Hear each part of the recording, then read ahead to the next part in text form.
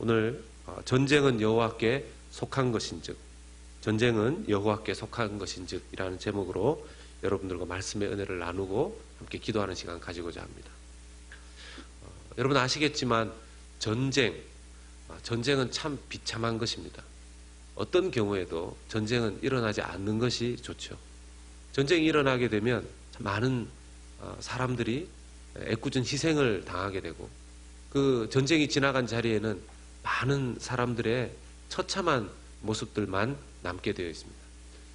전쟁이 그렇게 비참한데 더 비참한 것이 무엇이겠습니까? 전쟁에서 지는 것입니다. 전쟁이 참으로 참혹하고 비참한데, 그 참혹하고 비참한 전쟁에서 져버리면 훨씬 더 비참한 결과가 남아있게 되는 것입니다. 비록 전쟁이 일어나서는 안 되지만, 전쟁이 있는 가운데 그 전쟁에서 이기게 되면 비록 힘든 시간을 보냈지만 그 승리 때문에 나중에 좋은 결과들이 전쟁 이후에 남아있게 되는 것이죠. 지금 이스라엘 군대와 블레셋 군대가 맞닥뜨려 있습니다. 블레셋 군대 중에 한 사람인 이 전문 전쟁인, 몇백 년 만에 한번 나올까 말까 한 골리앗이라는 사람이 지금 전쟁에 앞서서 나와서 계속 이스라엘 군대를 모욕하고 조롱하고 있습니다. 40일이 지나는 동안 단 한 사람도, 그 어떤 군인도, 장교도, 장군도, 심지어 왕도 그 골리앗의 도발 앞에서 아무런 대응을 하지 못하고 있습니다. 이런 상황 속에 우리 지난주에 살펴본 바처럼 다윗이라는 한 소년이, 아직까지 군대에 갈 나이가 안 된 그 소년이 이 싸움을 자기가 싸우겠노라, 그렇게 전쟁터에 나갑니다. 여러분들 오늘 읽은 이 본문은 교회를 다니신 분들은 한 번 이상은 다 들어보셨을 겁니다. 그리고 어렸을 때부터 주일학교를 오랜 시간 동안 다니셨던 분들은 그냥 단골 메뉴처럼 연극에도 자주 등장하고, 뭐 크리스마스다, 뭐 부활절이다, 뭐 어떤 연극이든 간에 자주 등장하는 것이 이 다윗과 골리앗 이야기입니다. 오늘 그 본문을 우리가 보게 되는데, 어쨌든 전체 다윗의 스토리 중에서 가장 멋진 장면, 클라이막스라고 할 수 있는, 하이라이트라고 할 수 있는 다윗의 이야기를 꼽으라면 이 사건이 빠질 수가 없죠. 이 사건을 계기로 해서 다윗은 신분 상승이 이루어집니다. 그 전까지만 해도 영적으로는 사무엘 선지자를 통해서 기름 부음을 받았지 않습니까? 그래서 왕으로 일단 영적인 기름 부음은 받았지만 그가 실력으로 사람들 앞에 아직까지 두각을 나타내지는 못했습니다. 그런데 이번 이 사건을 통해서, 이 일을 계기로 해서 다윗은 그 신분이 완전히 장군 위로까지 올라가는 신분 상승이 이루어지게 됩니다. 이후에 18장을 보면요, 다윗 왕이 아니라 사울 왕, 그리고 다윗, 이렇게 사람들이 같이 놓고 노래를 지어서 부르는 지경에 이르게 되기 때문에 그렇습니다. 이 하이라이트를 몇 가지 좀 우리가 요약해서 보게 되면, 첫 번째 이 하이라이트에 재밌게 볼 수 있는 것은 지금 전문 군인과 민간인 소년과의 싸움이라는 것입니다. 지금 덩치는 말할 것도 없고 무기도 너무너무 차이가 많이 나죠. 골리앗은 지금 그 큰 덩치, 약 2m 90에서 3m 정도 되는, 여러분 2m 되는 사람 만나보셨습니까? 우리 주변에 한 1m 80, 90 이렇게만 해도 크다 그럽니다. 크다 그럽니다. 혹시 우리 중에 1m 90 계십니까? 1m 한 90, 한 2m 이렇게 되면 정말 장신이라 그럽니다. 그런데 거기에 1m가 더 붙어 있는 사람입니다. 3m 가까이 되는 사람. 거기에다가 지금 이 다윗이 뭐라고 얘기합니까? 너는 창과 단창과 칼을 가지고 나오거니와. 그 말은 골리앗이 지금 창도 가지고 있고, 긴 창을 말하죠. 단창, 짧은 창도 가지고 있고, 칼도 차고 있다는 것입니다. 온갖 무기란 무기는 다 가지고 있죠. 그런데 다윗은 어떤 무기 가지고 있습니까? 막대기 가지고 있습니다. 막대기 하나, 그리고 돌멩이 5개. 돌멩이 5개.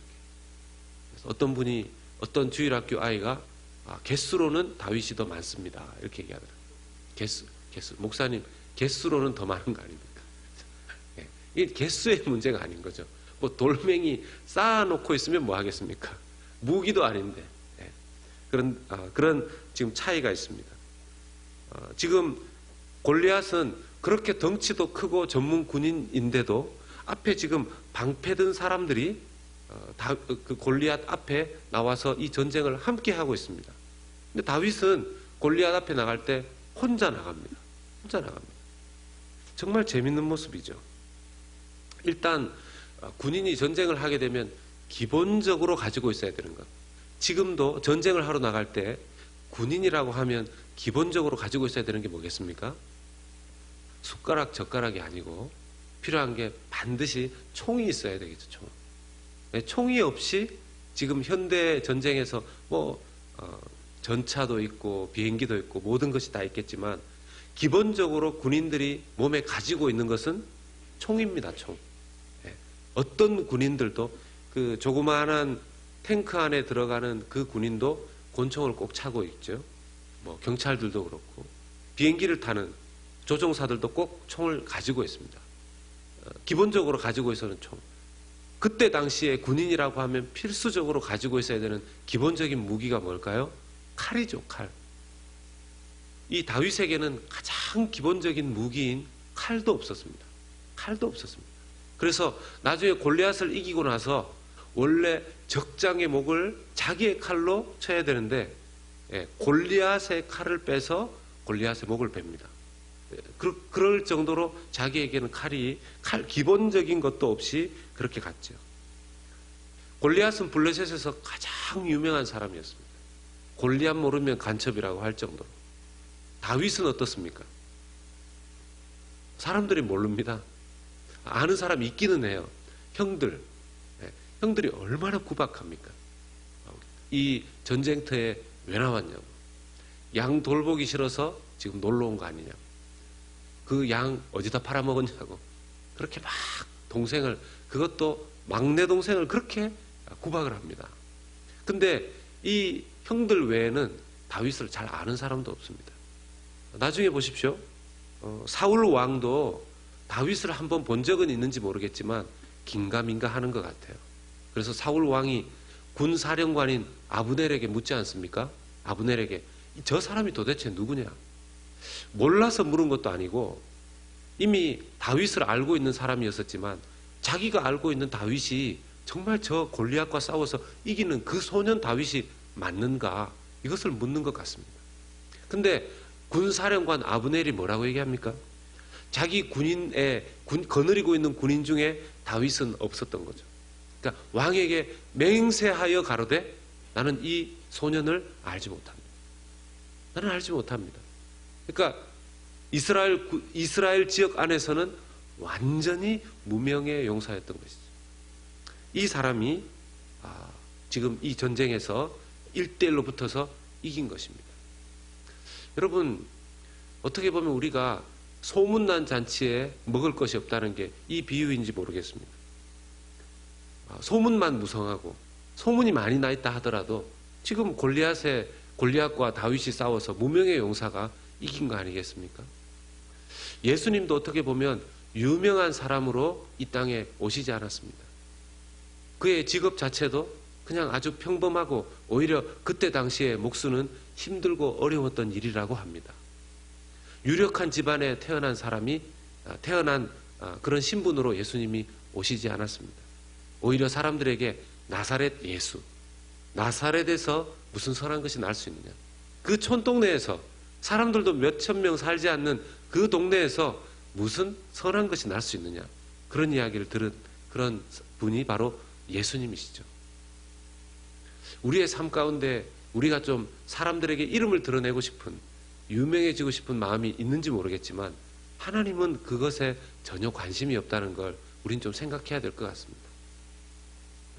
여러분 아시겠지만 어떤 사람이든지 유명하고 또 소문난 그런 사람, 이름을 떨치는 사람 다 되고 싶어 하죠. 심지어 학교에 들어갈 때에도 이왕이면 이름 있는 곳에 들어가고 싶어 하지 않습니까?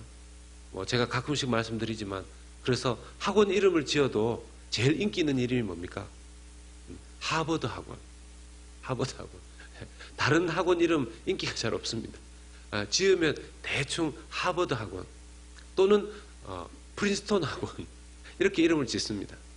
그 이유는 뭐라도 유명한데 걸쳐놓고 싶은 것이죠. 두 번째, 우리가 이 전쟁의 하이라이트 속에서 볼 수 있는 특징 중에 하나는 지금 블레셋과 이스라엘의 싸움이라는 것입니다. 영적인 싸움이라는 것입니다. 영적인 싸움. 여러분, 이 싸움이 단순히 블레셋 사람들 그리고 이스라엘 사람들과만의 그런 인간 대 인간, 나라와 나라만의 싸움이 아닙니다.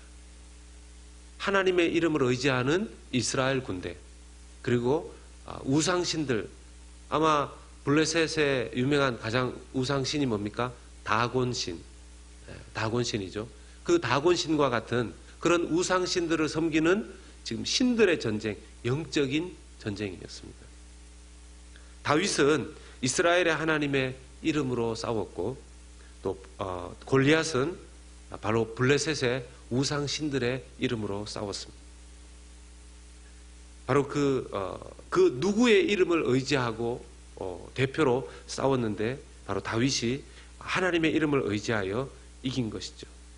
이 싸움은 단순히 혈과 육, 힘과 힘의 싸움이 아니라 영과 영의 싸움이었다라는 것입니다. 오늘날 일어나고 있는 우리의 겉으로, 눈으로 볼 때 그 많은 수많은 싸움들이 실제로는 한꺼풀 벗겨보면 영과 영의 싸움이라는 걸 알아야 되는 것입니다. 다윗이 놀랍게도 이 물맷돌 5개 중에서 1개만 사용해서 이겼습니다. 다윗은 정말 자신감이 있었던 것 같아요. 자신이 넘쳤던 것 같습니다. 골리앗은 무게 때문에, 키 때문에 그런지 천천히 다가왔는데 다윗은 달려왔다 그랬습니다. 아주 날쌘 돌이죠. 달려왔습니다. 그리고 달려가면서 이 물맷돌을 주머니에 있는 돌 중에 하나를 빼서 물매에 감아서 돌려서 던졌는데 그 한 방에 정확하게 이마에 맞았습니다. 머리 끝에서부터 발끝까지, 그리고 그 앞에는 방패든 사람들까지 다 있었는데 완벽하게 무장한 것이죠. 어느 한 군데 빈틈이 없었는데 딱 한 군데 빈틈이 있었다라면 적을 볼 수 있게끔 열어놓은 눈 주변, 그리고 바로 눈과 눈 사이 그 위에 이마 정도 될 것입니다. 거기에 정확하게 맞춘 것입니다. 딱 비어있는 그 빈틈을 다윗은 물맷돌을 돌려서 정확하게 맞춘 것입니다. 여기에는 다윗의 실력도 있겠지만 여호와 하나님의 이름을 의지하였기 때문에 여호와 하나님께서 그렇게 맞추게 하시고, 여호와 하나님께서 그 돌멩이가 이마에 박혔다고 그랬습니다. 여러분, 어떻게 돌멩이를 던지면 이마에 박힐 수 있습니까? 그걸 화살에 겨누어서 사람을 쏴도요, 이마에 박히기는 쉽지 않을 겁니다. 그런데 물맷돌 정도를 돌려서 사람에게 던졌는데 그 장신의 거구에, 골리앗의 이마에 정확하게 맞췄을 뿐만 아니라 이마에 박혔다라는 것, 그건 하나님의 역사하심이 그 속에 이루어진 것이죠. 하나님의 이름을 의지한, 결국 이것은 하나님의 이름의, 여호와 하나님의 이름의 역사였다라고 밖에 우리는 볼 수 없는 것입니다. 예수님께서 이 땅에 오셔서 주님의 일을 행하실 때 그 주님의 일을 무슨 힘으로 감당하셨을까요? 예수님이 하나님이셨기 때문에 그냥 다니시면서 마술, 요술을 부리시듯이 사람들을 고쳐주시고, 또 하나님의 그 귀한 말씀들을 팔복처럼 그런 하나님의 말씀을 전해주신 것만이 아니었습니다. 예수님께서는 늘 엎드려 하나님 앞에 성부 하나님께 기도하고 영적인 교제를 나누면서 자기의 영적인 힘을 충만하게 늘 유지하셨습니다. 귀신을 잘 쫓아내지 못하는 제자들을 향해서 예수님이 남긴 말씀을 우리는 다 기억하고 있으시죠? 기도 외에는 결코 이런 유가 나갈 수 없느니라. 그래서 이 싸움의 마지막 하이라이트를 우리가 한번 살펴보면 다윗을 통해서 보게 되면 다윗은 이 전쟁을 끝낼 줄 알았습니다. 끝낼 줄 알았습니다. 아주 끝장을 보는 전쟁 용사가 바로 다윗이었습니다. 다윗이 골리앗을 넘겨 쓰러뜨렸다고 해서 그냥 그것에 기뻐하면서 환호를 지르고 끝내지 않았습니다. 다윗이 골리앗이 넘어지는 것을 보자마자 달려갔다고 했습니다. 잠시도 지체하지 않고 달려가서 골리앗의 칼을 빼서, 여러분 골리앗의 칼은 얼마나 컸겠습니까? 그 골리앗의 칼을 든 것만 해도 대단하죠. 그런데 과감하게 용맹스럽게 사람의 머리를, 그 큰 장신의 거구의 머리라면 다른 사람들보다 머리도 더 크지 않았겠습니까? 저도 머리가 큰 편인데 골리앗의 머리는 제 머리 한 2배쯤 됐겠죠. 골리앗 자신의 칼로 골리앗의 머리를 뱁니다. 참 무시무시합니다. 그리고 이 골리앗의 머리를 쥐고 사울 왕 앞에 나타납니다. 여러분, 이게 우리가 지금 너무 어렸을 때부터 또는 너무 자주 성경을 통해서 봐와서 그런 거지, 실제로는 정말 이 살 떨리는 장면입니다. 그 앞에서 소년 다윗이 골리앗 같은 이런 어른을 참수시킨 거 아닙니까? 대단한 거죠. 근데 다윗은 눈 하나 깜짝하지 않습니다. 적에게 자비를 베풀지도 않습니다. 이 전쟁을 끝낼 줄 아는 사람입니다. 여러분, 우리가 흔히 하는 말에 물이 99도에서 끓지 않고 아무리 열심히 열을 가해도 100도가 넘어야 물이 끓는다고 합니다. 우리가 하나님의 일을 할 때 끝을 못 보고 중간에 엎어지거나 대충 중간쯤에서 중간 정도의 승리를 보고 그걸로 만족하는 경우들이 많이 있는 것을 보게 됩니다. 왜 그럴까요? 사람들이 처음 어떤 일을 시작할 때는 사명감을 가지고 일을 시작합니다. 그런데 그 사명, 하나님을 붙들고 일을 시작하다가 그 사명이 어느 정도쯤 성취가 되면, 사명이 성취되면 열매가 나타나게 되죠. 사명이 성취되는 과정에서 열매가 나타나게 됩니다. 교회들도 꼭 그렇습니다. 처음 개척교회로 모이게 되는 교회들은 어떤 사명을 가지고 교회를 할까요? 그냥 우리 식구끼리 모여서 잘 먹고 잘 살고 띵까띵까하고 예배드리고, 그렇게 우리는 절대로 다른 사람들 우리 교회 오는 거 받아주지 말고 우리끼리 예배드리다가 요렇게 우리가 유지하자. 그런 사명 가진 교회가 있겠습니까? 가정 예배드리는 가족들 빼고. 모든 개척교회는 교회를 시작할 때 하나님의 영광을 위해서, 또 영혼들을 구원하기 위해서, 또 지역사회를 섬기기 위해서 그런 비전을 가지고 공통적으로 출발을 합니다. 그런데 그렇게 출발을 해서 그 사명을 완수하기 위해서 계속해서 열심히 헌신하고 하다 보면 열매가 나타나죠. 열매가 나타나죠. 근데 그 사명을 온전히 이루는데 계속해서 집중하고 끝장을 볼 때까지 나아가는 것이 아니라 대략 이 정도면 충분히 모였지, 이 정도면 됐지, 이 정도면 교회 건물도 이 정도면 괜찮고, 또 이 정도면 모이는 숫자도 이 정도면 적절하고, 이 정도면 다른 교회에 비교했을 때 빠진다는 얘기 듣지 않을 거고, 이러면서 처음에 눈에 보이지 않는 사명, 하나님의 뜻을 두고 시작하고 달려갔던 그 공동체가 눈에 보이는 것들을 의지하면서 사명에 계속해서 붙잡힌 교회가 되는 것이 아니라 이제 눈앞에 보이는 그 규모를 유지하기 위해서 애쓰는 그런 모습으로 변질되기 쉽더라는 것입니다. 사랑하는 여러분, 예수님께서 이 땅에 오셔서 그의 사역을 감당하실 때 이미 예수님은 십자가를 지기 전에 많은 사람들로부터 이미 유명해지셨습니다.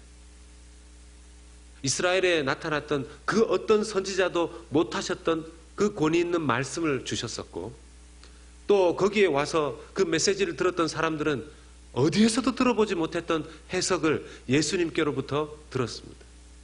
그리고 그 어떤 사람들도 행하지 못했던 죽은 사람을 살리시고 또 그리고 문둥병자까지 낫게 하시고 여러 귀신 들린 자를 다 고쳐주시는 그런 놀라운 일들을 행하셨습니다. 이미 그것만으로도 많은 사람들에게 예수님은 구원자의 그런 유명세를 충분히 얻으셨던 분이셨습니다. 그런데 예수님은 어디까지 가셔야 끝을 보시는 전쟁이라고 알고 계셨을까요? 십자가를 지는 데까지. 십자가를 지는 데까지. 사랑하는 여러분, 우리가 우리의 삶에 하나님께서 허락하신 믿음의 싸움을 저와 여러분들이 하고 계십니다. 교회도 그렇고 우리 개인도 그렇고.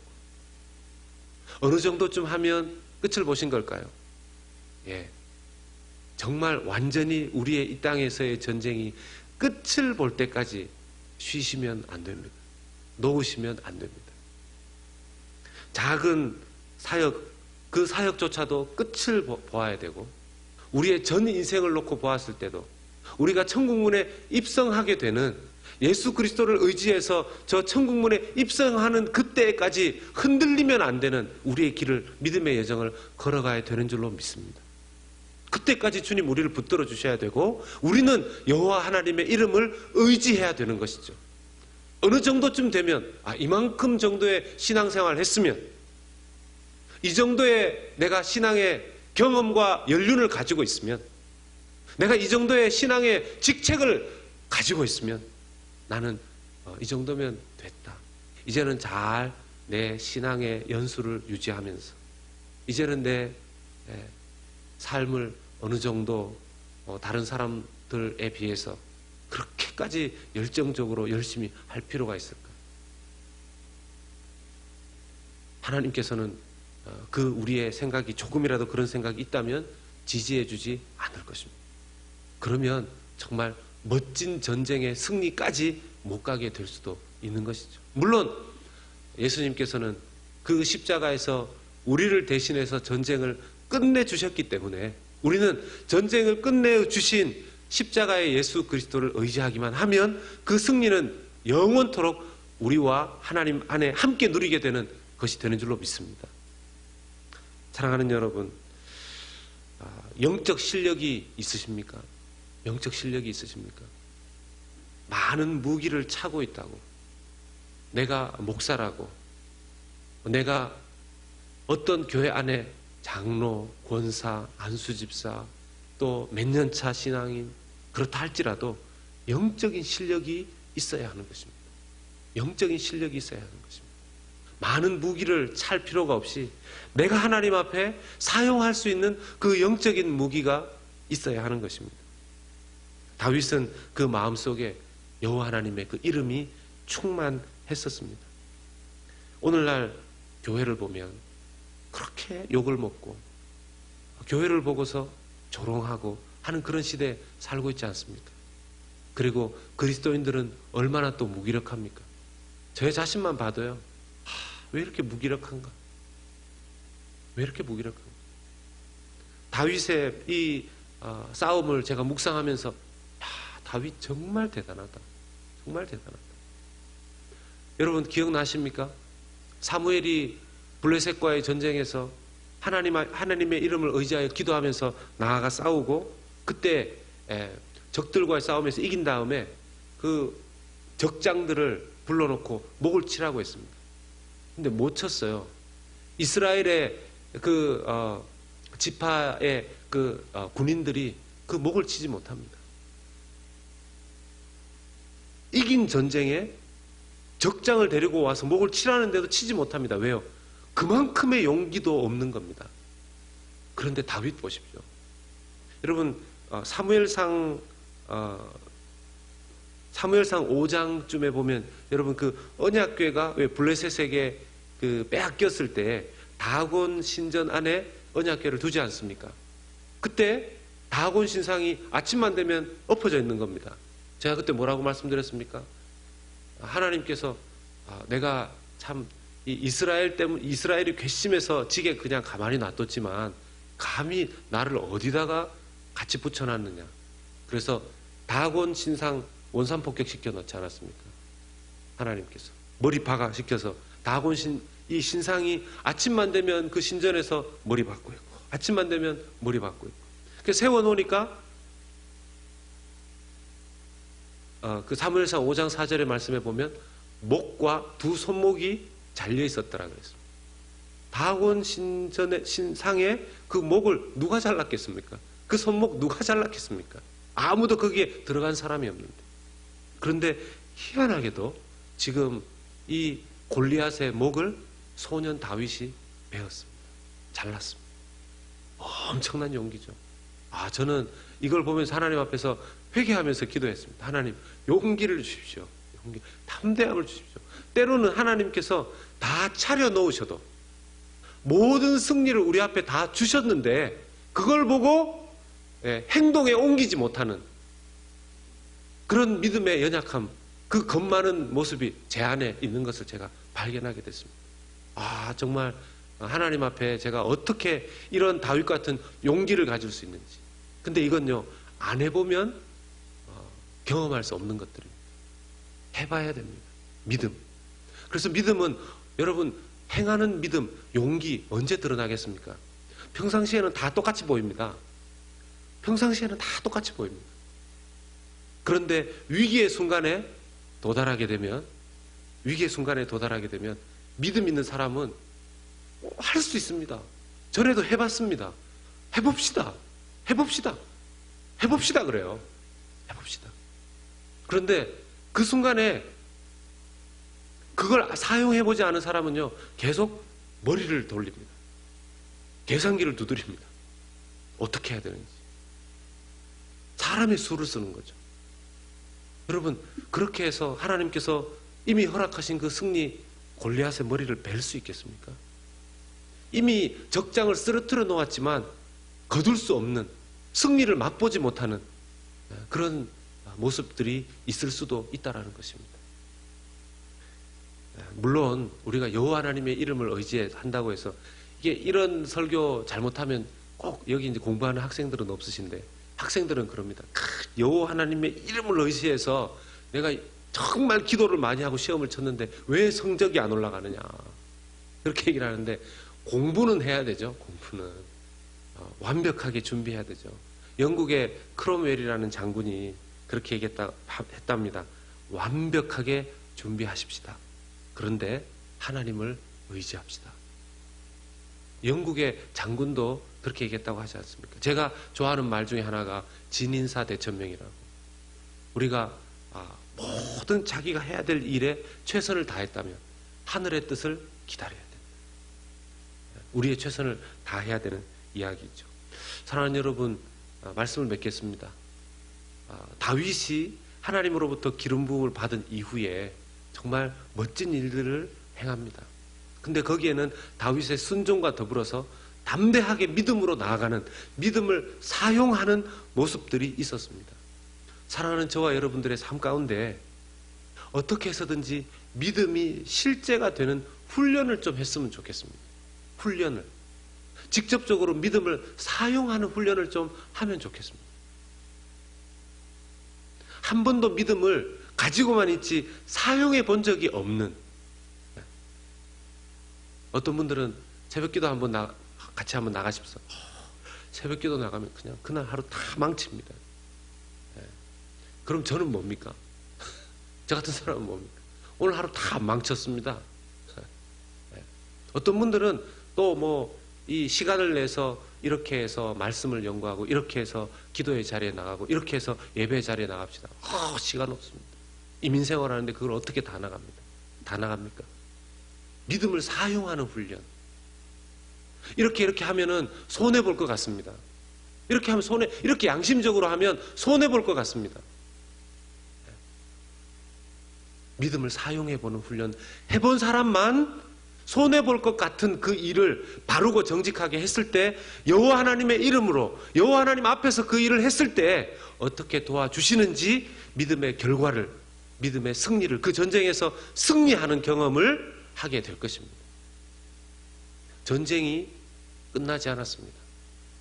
여호와 하나님께서 십자가에서 승리하셨고 그 완전한 승리는 우리에게 보장해 주셨지만 저와 여러분들이 싸워야 할 이 땅에서의 전쟁은 아직 끝나지 않았습니다.